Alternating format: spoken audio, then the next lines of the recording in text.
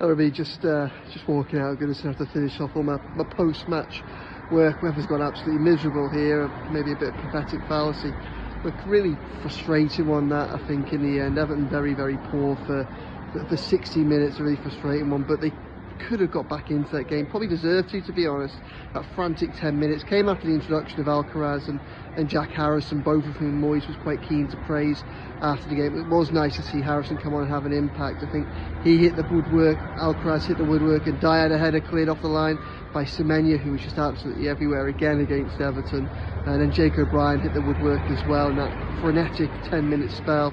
I think after the back of that, when nothing went in, you kind of just concluded that it wasn't going to be Everton's day, which is a shame, really. We all went into this with a lot of hope and a degree of expectation. Everton have been very good for the last 3 games, and whilst certainly against Leicester and Spurs, they were two sides that going through a little bit of crisis at the minute. Thought they might put up a little bit more fight against the Bournemouth side that we know are very, very good.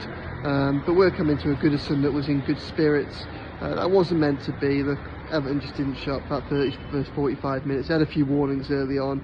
The penalty it looked a stonewall penalty. I think there might be a few questions about an offside, but unfortunately Tarkowski had a difficult game today.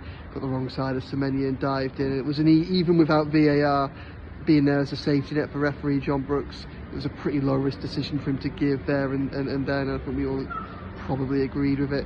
After that, Everton just didn't really rally, and again they had more warnings when Semenya had that shot deflected just wide at 1-0 just before half time. They just couldn't get the ball out of their own final third, really. At times they gave the ball away cheaply, 30 yards from their own goal.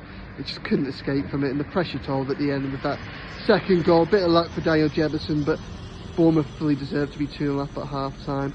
So slow start to the second half, but they eventually got into it, and I think Moyes is a bit gutted, I think, that they didn't get a goal back in.